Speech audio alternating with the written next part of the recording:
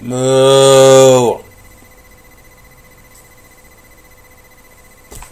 Well, we got another Chase Millsap requested video. This one is called Mr. Danny Jeez. Let me try that again. Mr. Danny Harmon explains why Folkston is. Here we go. First place, I'd like to ask you to turn off your scanners and put your cell phones on stun. And don't tase me, bro. Real quick. I know a lot of you, in fact, every one of you are just like me. You showed up at this place. Maybe you heard about it somewhere. Maybe you read about it on the internet. Or maybe a long time ago you just stumbled on it. Kidnapped by aliens and brought here. That's exactly right. The alien butt roast. Maybe. Alien butt roast? But we all got here the same way. Sounds interesting. We all got here the same way. We discovered this place that was created by God, seemingly for rail fans. Because all the rest of us have been in dirty, nasty, greasy industrial areas, watching trains, looking over our shoulder, waiting for the cops to come up or the neighbors to come up and ask us what in the world we're doing and to please leave, or a number of things. And then one day we get to Folkestone, and we're thinking, my gosh, here is a mainline railroad that's got 60 to 70 trains a day, and it's running through a city park. And we discovered a great place here. And the first time I came up here was 1995, and I discovered it then. But I didn't come back until 98. I was with Uncle Joe Oates, and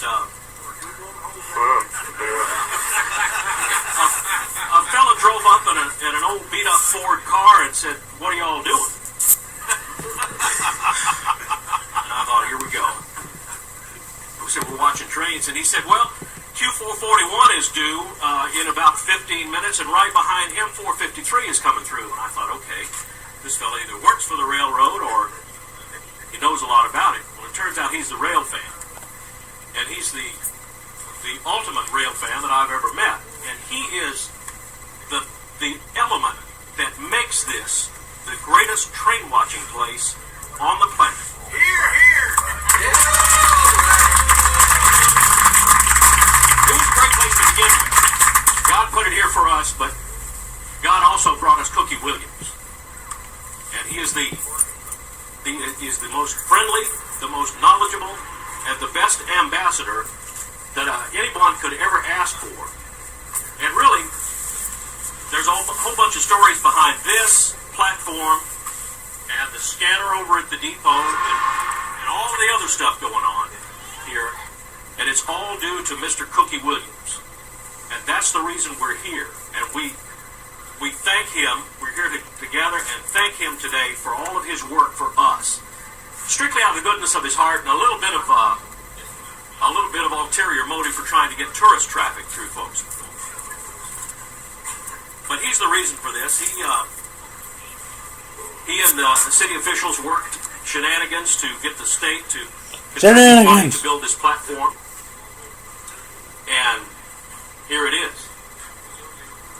But we all can thank him for this, and that's what we'd like to do today, is to just gather and say a very quick and a very brief thank you. And for that, I say thank you, Mr. Cookie Williams. Thank you. Well, that was interesting. It's good. It's good to know that trains are still running, because I guess the way I think about it, they're like the last line of the past that we have going for us. I mean, everything has been advanced, everything is still new, and we don't have anything that like links the past to now. I don't know if anyone's understanding what I'm saying, but some television shows, they're fine in their own right, but nothing just keeps going and going day in, day out. Trains are a good model of that, because they've been around for centuries at a time, and